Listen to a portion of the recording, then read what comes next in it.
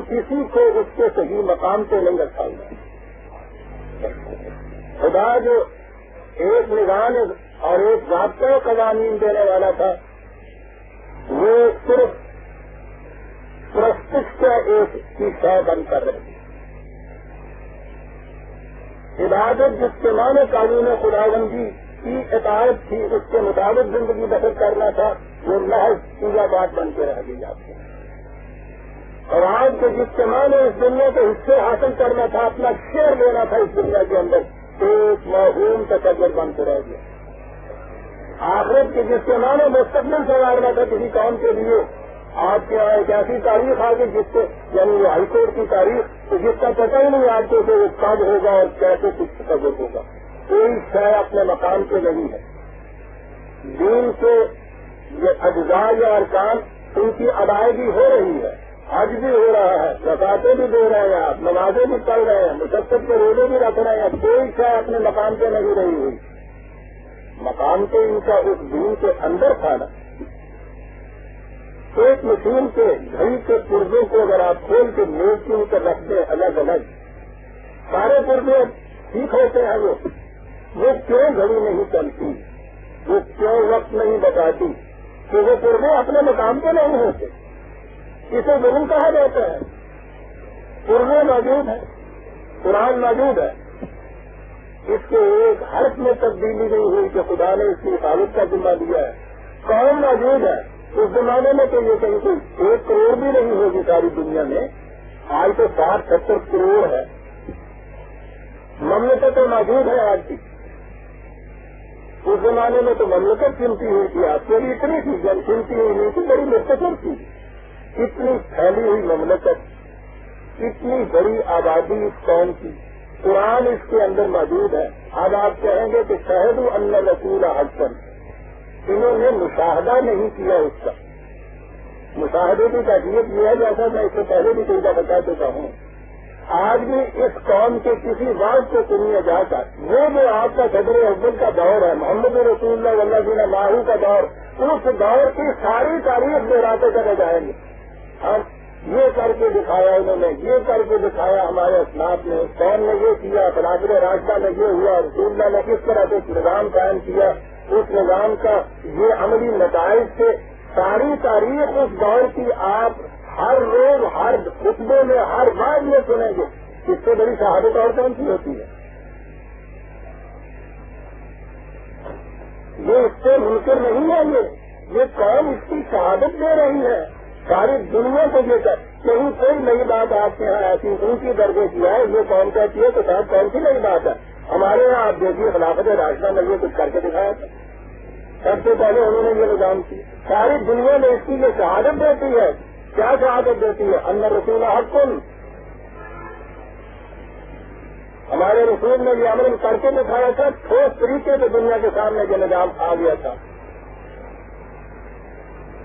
آج دیکھتے ہیں کہ یہ کتنی ستم جدیسی ہے اور بے ادبی ہے کہ قوم آج تک شہادت دے رہی ہے اس چیز کی کہ یہ واقعی نظام قائم ہوا تھا، اس نے جو نتائج پیدا کیے تھے، اس طرح سے رسول کی حقانیت کی شہادت دیتی ہے یہ قوم.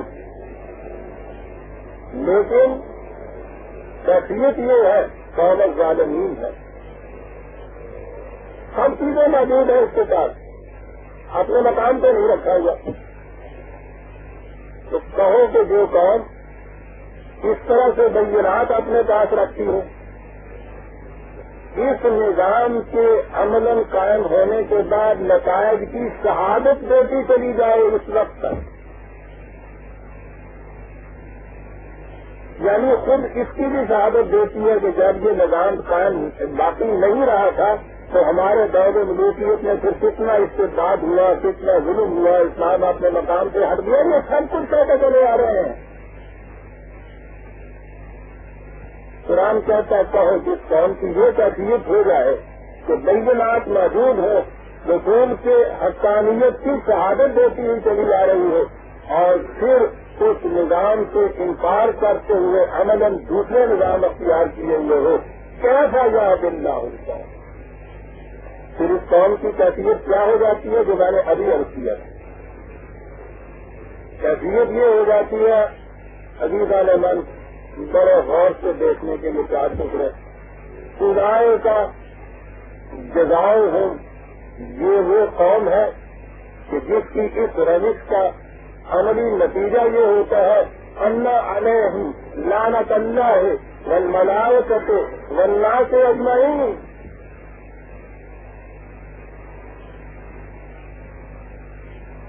لعنت کے معنی میں آپ کو بتا چکا ہوں. لعنت کے معنی ہوتے ہیں معروف ہو جانا کسی خوشگواری سے،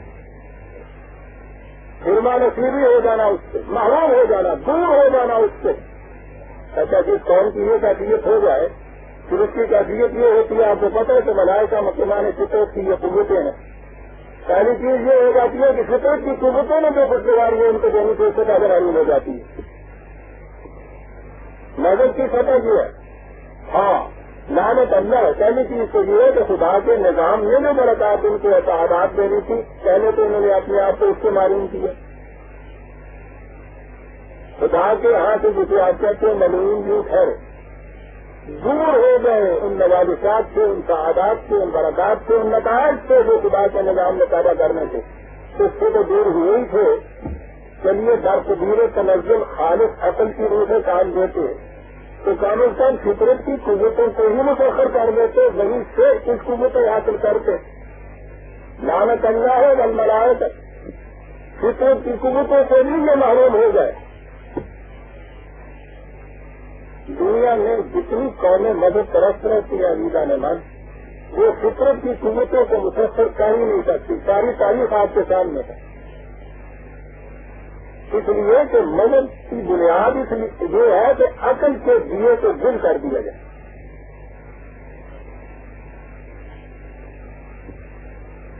آج بھی تو مشہور ہے نا، دو چیزیں مدد شریعت نہیں ہوتی ہے. شرح کی شرم نہیں ہوتی تو شرح کی عقل نہیں ہوتی ہے. شرم بھی ہوگا تو عقل نہیں ہوتا. اب روزے میں نہیں شرح جانتی ہے ٹھیک ہے شرح کی جانتی ہے. ان سے جب چاہیے تو وہ جو آپ کہتے ہیں صاحب کو سمجھائیے اپنی طور پہ کہتے ہیں کہ یہ معاملے میں عقل ہو گیا دخل ہوتا ہے. چل دو جب عقل کو دخل نہیں رہے تو آپ پھر دیکھتے ہیں کہ فطرت کی قوتیں کس طرح سے مسخر کی جا سکتے ہیں. یہ تو عقل کی روح سے مسخر کی جا سکتی ہیں. ملائکہ کی لعنت. اور جس قوم کی کیفیت یہ ہو کہ نہ تو وہ سماجی برکات سے متمتع ہو سکتی ہو کہ نظام خداوندی کا وہ نتیجہ تھا، نہ ہی فطرت کی قوتوں کو مسخر کرے تو دنیا کی زمین کمی کام ہو جائے گی. اس کا نتیجہ ہوگا جب نہ سے نئی اقوام عالم کی خوشگواریاں بھی معلوم ہو جاتی ہے. وہ قوم ٹھیک مانگتی ہے دوسروں سے، جنت کے ٹکڑے کھاتی ہے. وہ قوم اس سے بڑی لعنت اور کون سی ہو سکتی ہے کسی قوم کے لیے.